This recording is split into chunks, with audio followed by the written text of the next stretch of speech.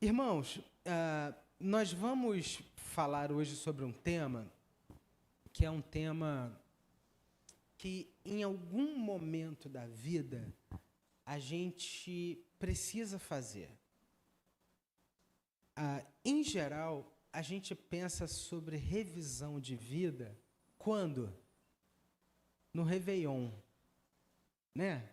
Réveillon a gente para assim para fazer. Deixa eu fazer uma avaliação do que aconteceu. Deixa eu fazer uma avaliação aqui de como anda a minha vida. Deixa eu pensar um pouquinho aqui do que aconteceu, do que pode melhorar.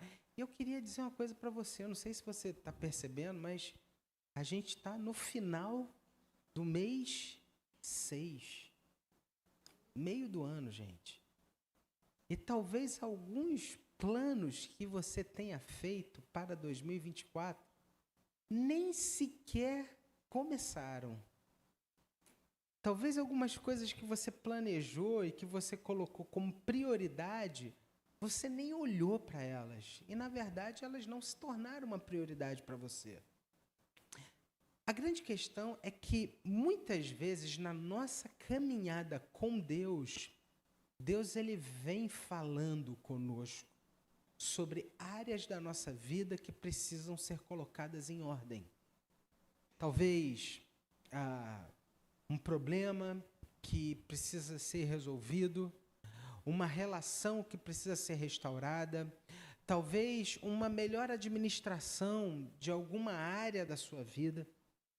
E quando essas coisas se desconfiguram, elas nos impedem de avançarmos para outras coisas que o próprio Senhor tem preparado adiante de nós. Por exemplo, eu me lembro que quando eu não era ordenado a pastor, eu não podia pensar, planejar outras coisas, porque como eu ainda não era pastor, eu não podia dar determinados passos. Hoje, como pastor, eu posso dar alguns passos, eu posso caminhar na direção de algumas responsabilidades, mas coisas que antes eu não podia fazer. Quando a gente resolve algumas áreas da nossa vida, nós conseguimos avançar para aquelas que o Senhor mesmo preparou para nós. E hoje eu quero me debruçar com você sobre a história de um rei. E assim, pense comigo, se tem alguém que tem demandas, se tem alguém que tem problemas, se tem alguém que tem tarefas a serem executadas, é um rei, é um governante. Mas, em especial, o rei Davi, ele tinha áreas na sua vida que eram altamente comprometedoras e que ele precisava revisar, e que ele precisava revisitar, que ele precisava consertar para que verdadeiramente outras coisas pudessem acontecer. E justamente por isso, eu quero te convidar a abrir sua Bíblia em 2 Samuel, capítulo 12. 2 Samuel, capítulo 12, dos versos de 1 a 14.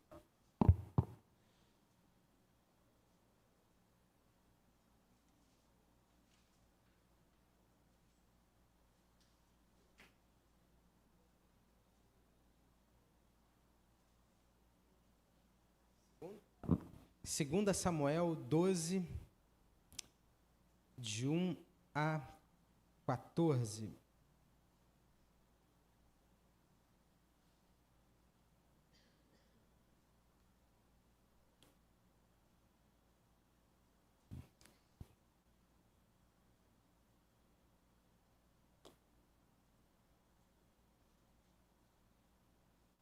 Que diz assim: o Senhor enviou Natã a Davi. Chegando Natã a Davi, disse-lhe, e aí deixa eu só explicar aqui para você o que está acontecendo, para você se situar. Davi cometeu um pecado com quem? Batseba. Ele viu o seu exército estava no fronte de batalha, e Davi estava meio molengão ali e tal, ele ficou no palácio, era para ele estar com o exército, ok? E ele abre a janela do seu palácio, e ele vê uma linda mulher se banhando, e ele decide tomar essa mulher para si, ele se deita com ela é engravida, e ele, para piorar a história, manda um recado ao líder do seu exército que colocasse o marido daquela mulher na frente da batalha. Ou seja, a probabilidade dele morrer era altíssima, e de fato ele morreu. Então, Davi ele foi mau, perspicaz, e destruiu a família de Batseba e também trouxe problemas pesadíssimos para ele. Um pecado assim, ele não nasce de uma hora para outra. E essa era uma área em que Davi precisava visitar, revisitar e acertar diante de Deus. Então, olha aí esse texto. Vou ler de novo o versículo 1. O Senhor enviou Natã a Davi. Chegando Natã a Davi, disse-lhe: havia numa cidade 2 homens, um rico e outro pobre. Tinha o rico ovelhas e gado em um grande número, mas o pobre não tinha coisa nenhuma, senão uma cordeirinha que comprara e criara, e que sua casa crescera junto com seus filhos. Comia do seu bocado e do seu copo bebia, dormia nos seus braços e a tinha como filha. Vindo um viajante ao homem rico, não quis esse tomar das suas ovelhas e do gado para dar de comer ao viajante que viera a ele, mas tomou a cordeirinha do homem pobre e a preparou para o homem que lhe havia chegado. Então o furor de Davi se acendeu sobremaneira contra aquele homem e disse a Natã: tão certo como vive o Senhor, o homem que fez isto deve ser morto, e pela cordeirinha restituirá 4 vezes, porque fez tal coisa e porque não se compadeceu. Então disse Natã a Davi: tu és o homem. Tu és o homem. Assim diz o Senhor, Deus de Israel: eu te ungi rei sobre Israel, e eu te livrei das mãos de Saul. Dei-te a casa de teu senhor e as mulheres de teu senhor em teus braços, e também te dei a casa de Israel e de Judá, e se isso fora pouco, eu teria acrescentado tais e tais coisas. Porque, pois, desprezaste a palavra do Senhor, fazendo o que é mal perante ele, a Urias, o heteu, feriste a espada, e a sua mulher tomaste por mulher, depois de o matar com a espada dos filhos de Amon. Agora, pois, não se apartará a espada jamais da tua casa, porquanto me desprezaste e tomaste a mulher de Urias, o heteu, para ser tua mulher. Assim diz o Senhor: eis que da tua própria casa suscitarei o mal sobre ti, e tomarei tuas mulheres à tua própria vista, e as darei a teu próximo, o qual se deitará com elas em plena luz desse sol, porque tu o fizeste em oculto, mas eu farei isto perante todo Israel e perante o sol. Então disse Davi a Natã: pequei contra o Senhor. Disse Natã a Davi: também o Senhor te perdoou o teu pecado, não morrerás. Mas, posto que com isto deste motivo a que blasfemassem os inimigos do Senhor, também o filho que te nasceu morrerá. Então Natã foi para a sua casa.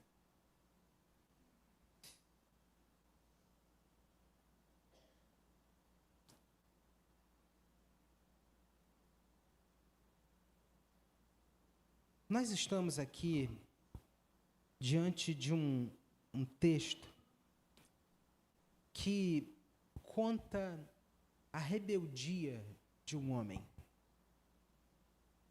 A palavra rebeldia, ela é uma palavra forte, mas etimologicamente falando, a rebeldia, ela tem a ver com o se opor a algo. E de maneira conflituosa, caminhar na direção daquilo que o seu próprio coração decidiu. pecado, ele nada mais é do que uma rebeldia contra Deus. Quando nós sabemos aquilo que precisa ser feito. Mas no nosso coração, há um versículo, né, que fala sobre isso, nós não podemos impedir que as aves voem sobre a nossa cabeça, mas nós podemos impedir que elas façam ninho. A tentação é exatamente essa ave que voa sobre as nossas cabeças, mas quando nós aceitamos isso, caímos nessa tentação, elas fazem ninho na nossa cabeça. E foi exatamente isso que aconteceu com Davi. Davi, ele se deixou vencer pela tentação e se rebelou contra Deus e se deixou levar por aquilo que Deus desaprovava.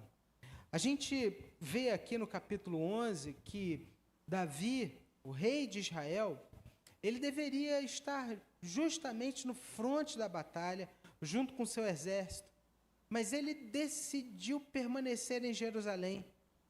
E o texto lá em 2 Samuel, capítulo 11, diz que em uma tarde, ele da janela do seu quarto, ele viu Batseba tomando banho, e atraído pela beleza de Batseba, ele mandou chamá-la. Davi, ele se deita com ela, e depois fica sabendo que ela estava grávida. E para poder esconder aquele adultério, o que Davi faz? Ele chama Urias, marido de Batseba, de volta da guerra, esperando que ele se deitasse com a sua esposa e acreditasse ali que o filho era seu. Mas o texto fala que Urias, ele se recusa a ir para sua casa, enquanto os seus companheiros de exército estavam no campo de batalha. O texto, lá em 2 Samuel capítulo 11, de 6 a 13, diz que Davi tenta, então, embriagá-lo. Olha a maldade de Davi. Olha o plano maldoso. Mas, mesmo assim, Urias, ele não vai para sua casa. Nesse contexto, Davi, desesperado, querendo tentar encobrir o seu pecado, o que ele faz? Davi, ele envia Urias de volta, só que agora para a frente de batalha, com uma carta que ele mesmo escreveu, que precisava ser entregue a Joabe, que era o comandante do exército, instruindo Joabe a colocar Urias na frente de batalha, onde a batalha era mais feroz, a colocar Urias ali, para que ele fosse morto. O texto diz lá, em 2 Samuel 11, de 14 a 27, que Urias morreu em combate e Davi toma Batseba como sua esposa. Davi, ele entra em crise, ele cai em si. E Deus envia Natã, o profeta Natã, para confrontar Davi. É interessante a maneira como Natã se apresenta, porque Natã entra na casa de Davi contando uma história, uma parábola. Jesus falava muito por parábolas. E Natã conta uma parábola sobre um homem rico que tomou a única ovelha de um homem pobre. Olha só. E Davi, sem perceber que a história se aplicava justamente a ele, ele ficou indignado. E ele declarou que o homem rico merecia a morte. Natã, então, chega para Davi e diz o seguinte: esse homem é você. Você é esse homem. Você pegou a única ovelhinha que Urias tinha e você a tomou para si. Você que tem inúmeras mulheres, Deus que te deu tantas coisas, você ambicionou aquilo que não era seu. Você precisa revisitar o seu coração.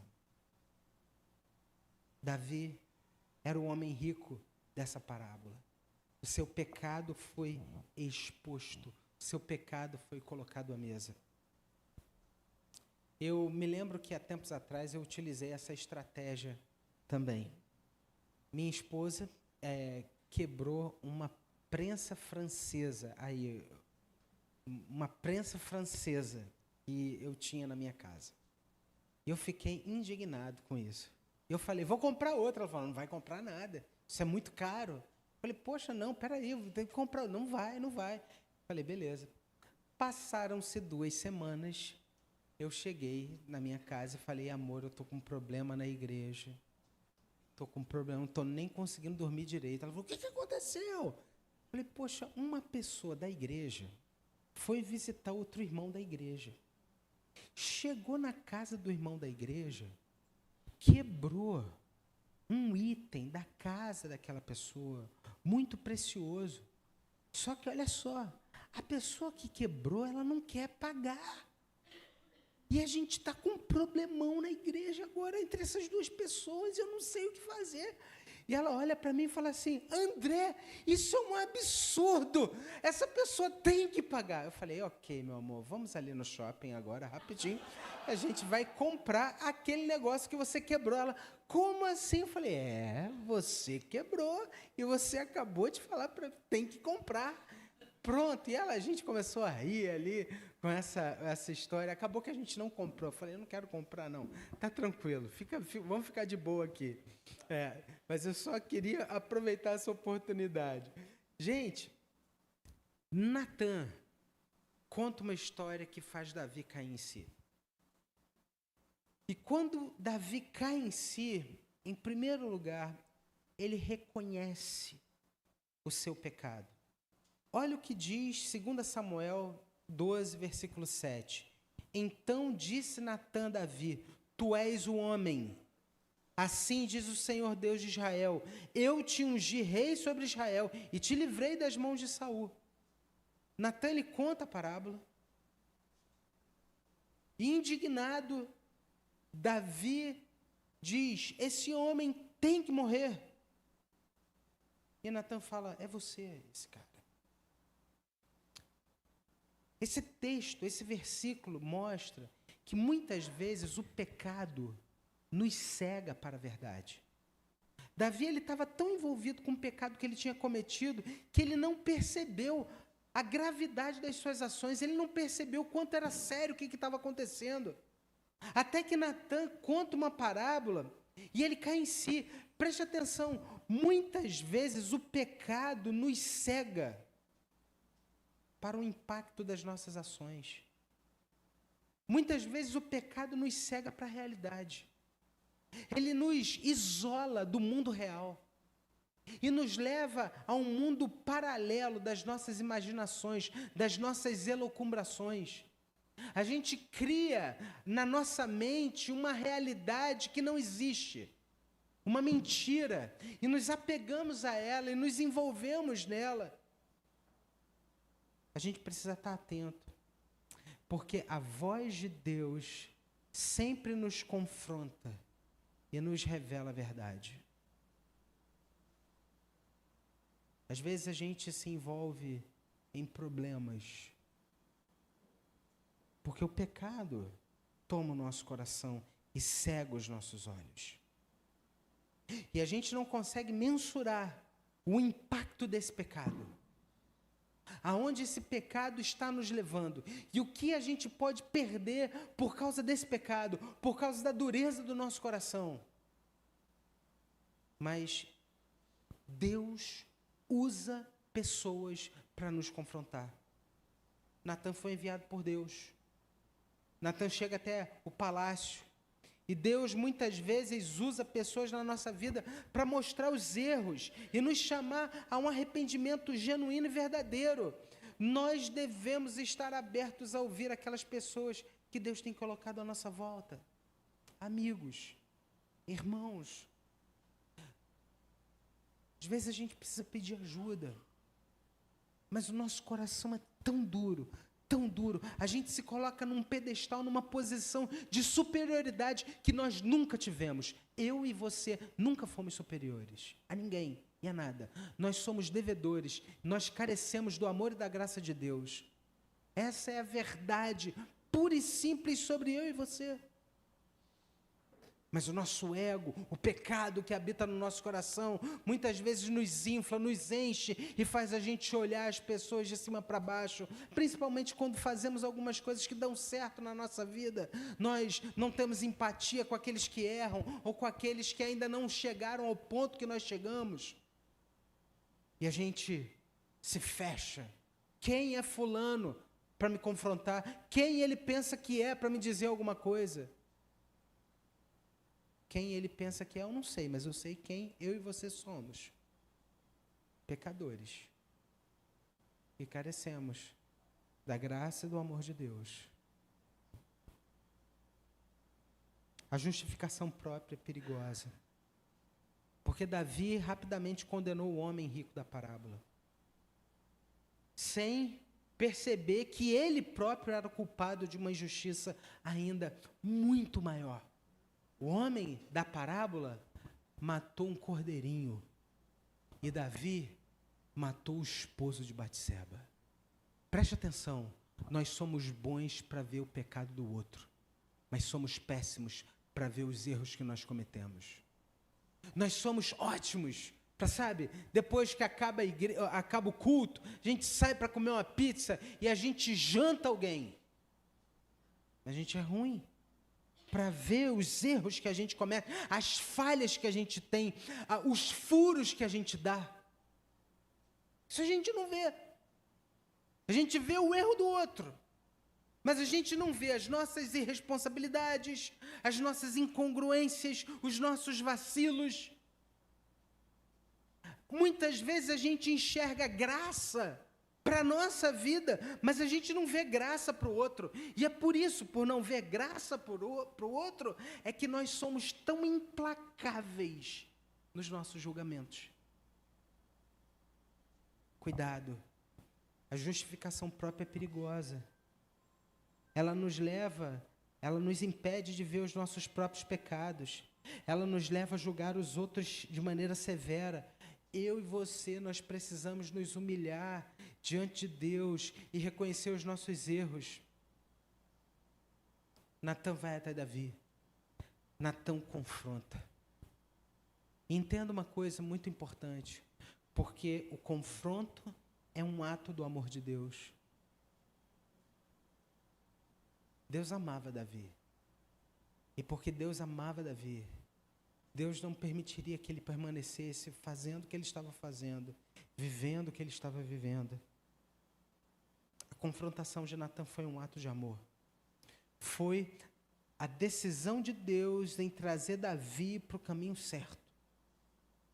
Deus nos confronta porque Ele deseja a nossa restauração. Por isso, entenda uma coisa.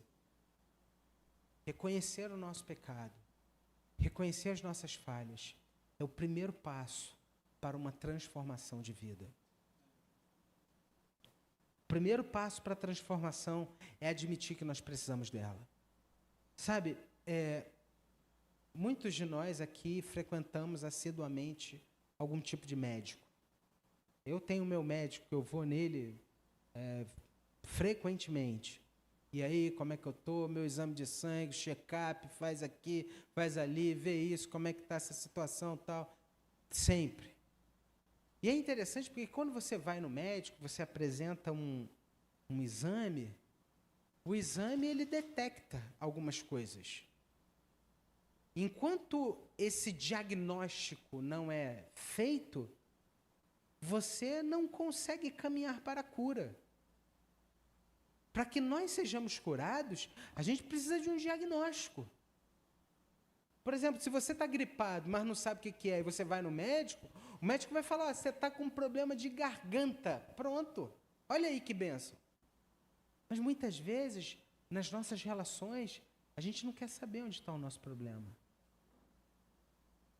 O confronto, ele é um ato de amor, e o primeiro passo de transformação é admitir que a gente precisa.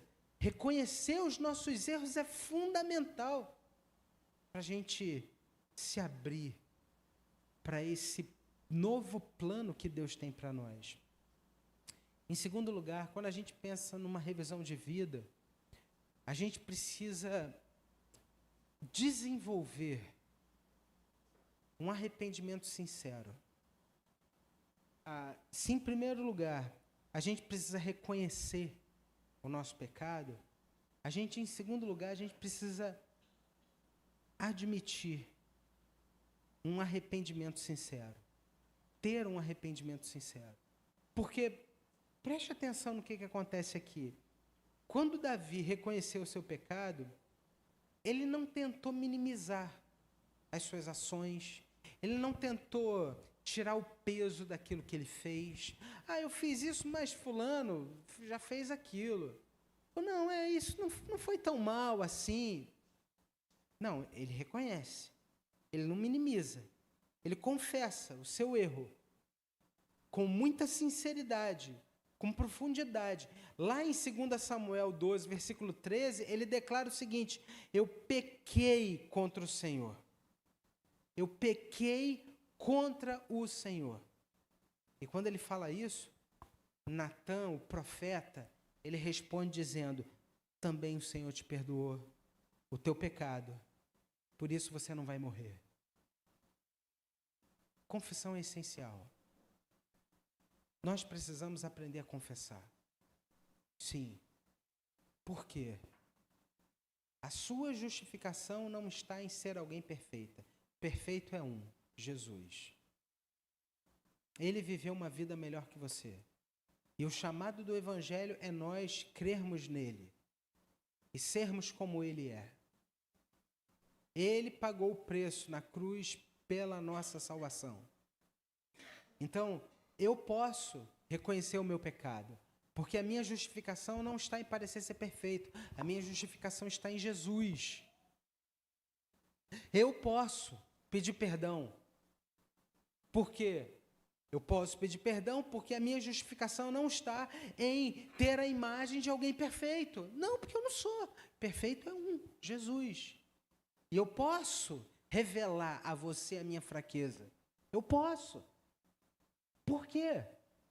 Porque a minha justificação não está em mostrar a você que eu sou perfeito.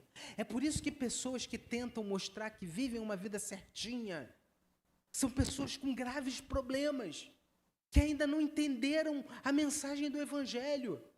Pessoas que não compartilham suas lutas e dores, são pessoas que de alguma maneira acham que a justificação delas está em parecer ser alguém perfeito. E nós não somos. A nossa justificação está em Jesus. Quando nós cremos em Jesus, nós nos tornamos filhos de Deus.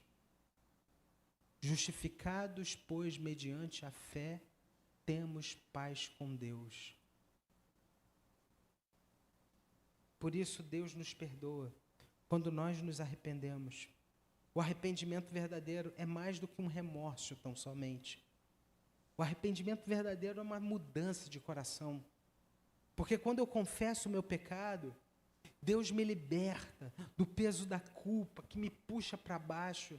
O Salmo 32, Davi, ele conta a crise existencial que ele estava vivendo. Enquanto eu calei os meus pecados, envelheceram os meus ossos pelo meu constante gemido todo dia.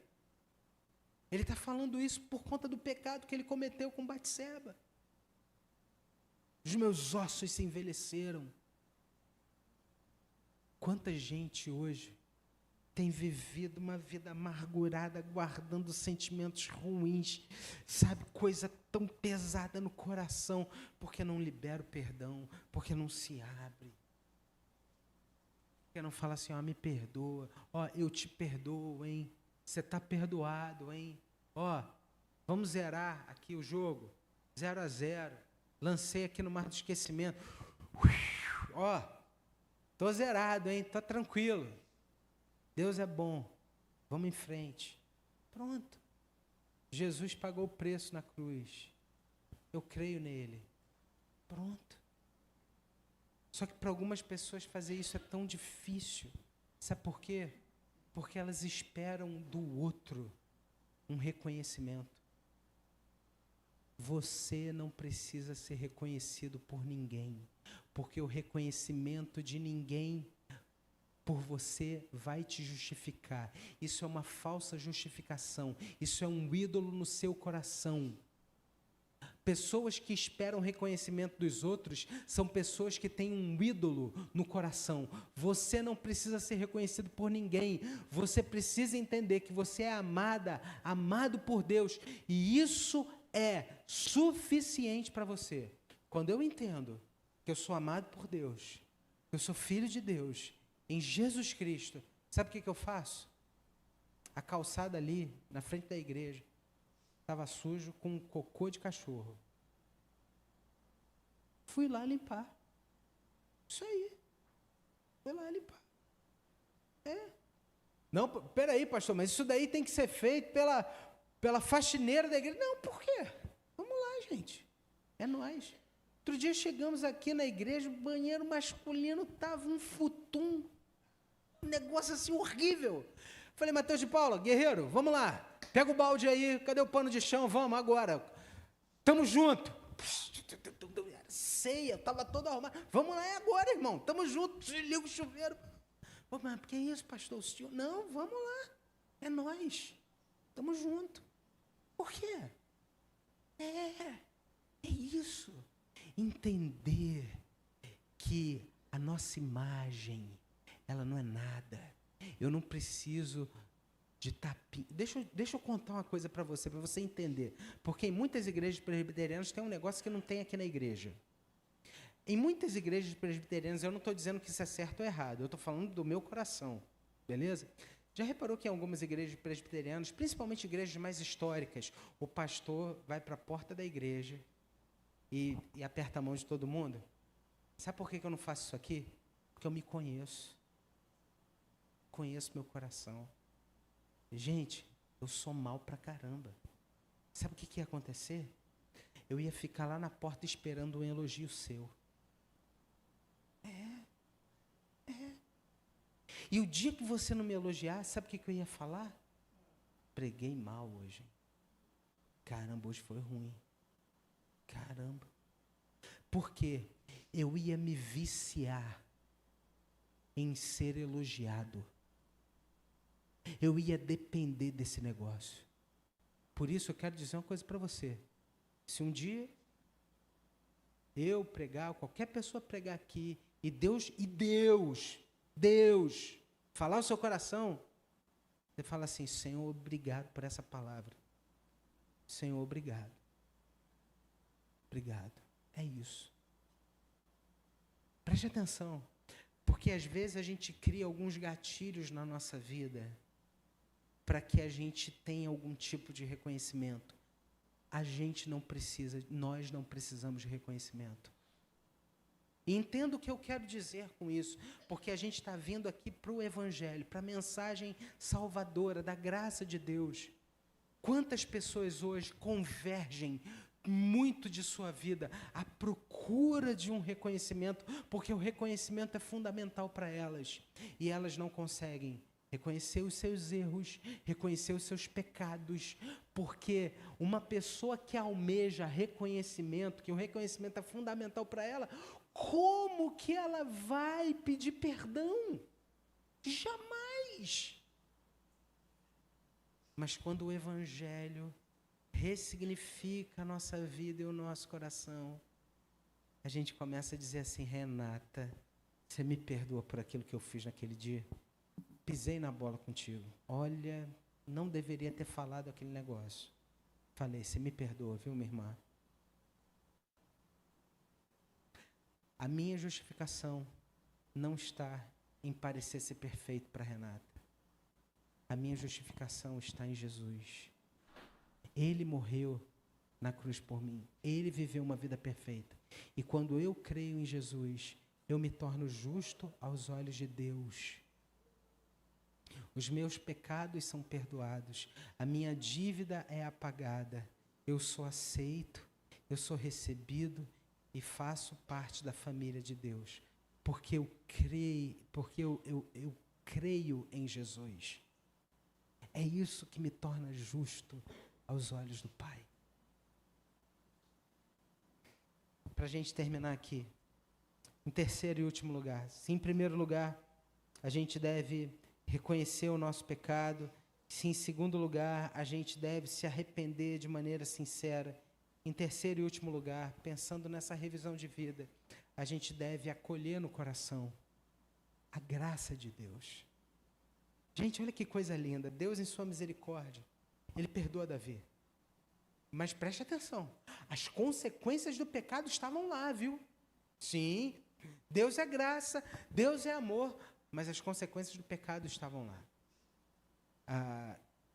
Esse é um lembrete, para mim e para você, que embora Deus nos perdoe, e o perdão dele é completo, as nossas ações, elas repercutem. As nossas ações, elas têm desdobramentos. Por isso que a gente precisa ter um coração sensível à vontade do Pai. Por isso que a gente precisa ter muita responsabilidade na nossa caminhada com Deus. No entanto, o perdão de Deus também nos dá a chance de recomeçar e realinhar a nossa vida com seus propósitos, que são eternos. Olha o que diz os versículos 13 e 14. Se puder, coloca aí para nós, versículo 13 e 14. Eu quero convidar toda a igreja a ler comigo. Vamos lá? 1, 2, 3 e... Então disse Davi a Natã, contra o Senhor.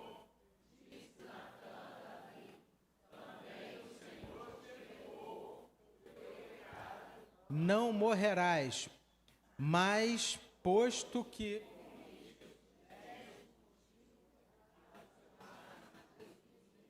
Peraí, gente, tá feio. Vamos lá. Vamos lá, 1, 2, 3 e... Mas, posto que com isto deste motivo a que blasfemassem os inimigos do Senhor, também o filho que te nasceu morrerá. Olha aí, consequência, tá? Deus é amor, Deus é graça, mas o pecado de Davi trouxe consequência. Então, algumas lições que são importantes para nós aqui. A graça de Deus, ela é maior do que o pecado. Sim, a graça de Deus cobre multidão de pecados. Você lembra desse versículo? A resposta de Deus a Davi mostra justamente isso, que a sua graça é suficiente para perdoar qualquer pecado, por mais grave que seja esse pecado, a graça de Deus é maior. A graça de Deus, ela nos oferece uma oportunidade da gente recomeçar e viver uma vida transformada. No Evangelho, nós vemos que essa graça que é refletida de maneira perfeita, plena, total, na vida de Jesus, que morreu por nós, que ressuscitou para nos dar uma nova vida, essa graça, ela nos toca, ela nos redime, ela nos alcança. Nós precisamos aprender a viver vidas graciosas. Eu louvo a Deus que aqui na nossa igreja, até aqui, muitas vezes nós, como conselho da igreja, a gente tem que lidar com pecado. Sim. Com desvios de caráter, com problemas sérios, muitas vezes. Mas, até aqui, até hoje, eu nunca vi a nossa liderança impondo uma justiça própria sobre as ovelhas. O jugo do legalismo, do moralismo. Mas eu sempre tenho visto essa graça transformadora. O amor de Deus, o perdão de Deus trouxe consequência. Ó, o filho que te nasceu vai morrer. Consequência do erro. Mas a graça de Deus é maior. E deu a Davi uma nova vida. Jesus Cristo era chamado de Filho de Davi. Percebe? Muitas vezes a gente perde algumas coisas na nossa vida. Sim. Coisas que são duras para nós, por causa do nosso pecado, por causa dos nossos erros, por causa das nossas falhas. Mas quando a gente se arrepende, se abre para o perdão, aceita no nosso coração, Deus escreve uma nova história na nossa vida. Davi jamais imaginou que o Messias seria um dia chamado de filho de Davi. A graça de Deus é maior. Talvez você hoje esteja lutando por uma revisão de vida. Talvez você hoje se veja muito pequena, para recomeçar, diante dos desafios que você tem. Mas guarde uma coisa, a graça de Deus é maior. E quando Deus age, nada nem ninguém pode impedir. É por isso que nós aqui na igreja dizemos que a Mananciais é um lugar de novos começos. Quando a gente entrega o nosso muito pouco nas mãos de Jesus, e confia e descansa na sua graça, Ele faz desse nosso muito pouco um novo começo. Hoje o Senhor te chama a dar alguns passos pela fé, a resolver algumas áreas da sua vida que precisam de transformação e que talvez você, por você mesmo, não se veja com força o suficiente para consertar. Tem um Salvador melhor. Você não é o seu Salvador, mas você tem um Salvador melhor que é Jesus. Vá até Jesus e diga: Senhor Jesus, eu preciso que o Senhor me salve. Eu preciso que o Senhor me ajude. Eu preciso que o Senhor me mostre. Eu preciso que o Senhor me ensine a vencer isso que é tão difícil para mim. Vá até Jesus e encontre a graça que você tanto precisa. É nele que está a resposta que você tanto precisa. É nele que está a força que você tanto precisa. É nele, em Jesus, que está o novo começo que você precisa. Eu quero, nessa noite, orar com você. Você que em alguma área da sua vida entende que precisa recomeçar. Mas recomeçar não da sua própria maneira, não a sua própria maneira, não na força do seu braço, mas ouvindo Jesus e aprendendo com Ele, e sendo dirigida e sendo guiado por Ele. Jesus te chama a uma revisão de vida. Vamos orar por isso? Vamos ficar de pé? Colocar a nossa vida, vamos colocar o nosso coração diante de Jesus. Você que está em casa aí também, se você puder, se você estiver sozinho, se você quiser se ajoelhar aí onde você está, se você puder, abaixe sua cabeça, vamos falar com Deus nessa hora. Jesus, Ele é perito em nos proporcionar novos começos. Coloque sua vida, seu coração diante dele nessa hora. Senhor Jesus, Tu és o nosso Senhor e o nosso Salvador.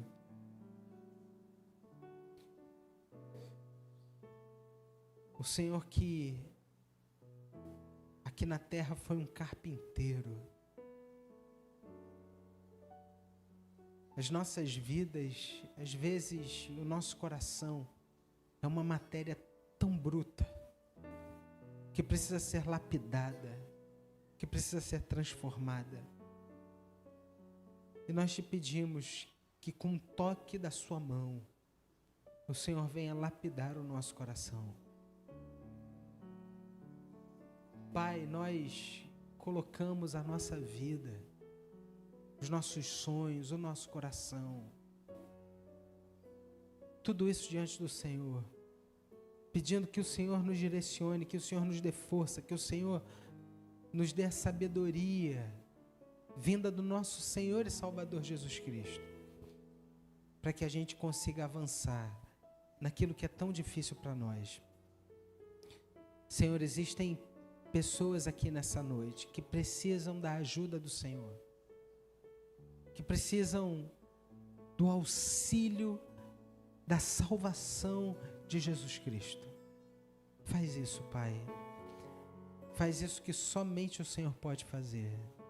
Abra o nosso coração e que Cristo entre na nossa vida e que Ele preencha todo o nosso coração, todo o nosso ser, e que a gente entenda, Senhor, ministra isso através do Teu Espírito Santo, que a gente não precisa guerrear algumas lutas, travar determinadas batalhas, quando a nossa justificação está em Cristo Jesus.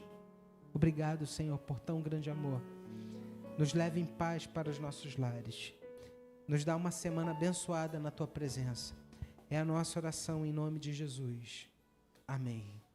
E agora, povo de Deus, que a graça do nosso Senhor e Salvador Jesus Cristo, que o amor de Deus, o nosso todo-poderoso Pai, e que as ricas consolações do Santo Espírito de Deus estejam com você, meu irmão e minha irmã, e com todo o Israel de Deus, espalhado por toda a face da terra, desde agora e para todo sempre.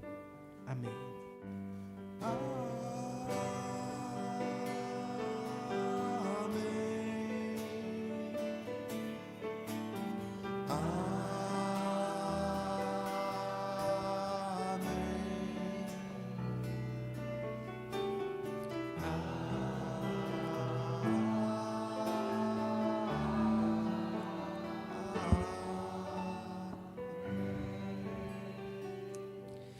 Uma boa semana para você. Desejo essa boa semana aí para o seu irmão. E a gente tem um cafezinho muito gostoso ali atrás, viu? Um biscoitinho também. Não vai embora. Dê um abraço aí no seu irmão, na sua irmã.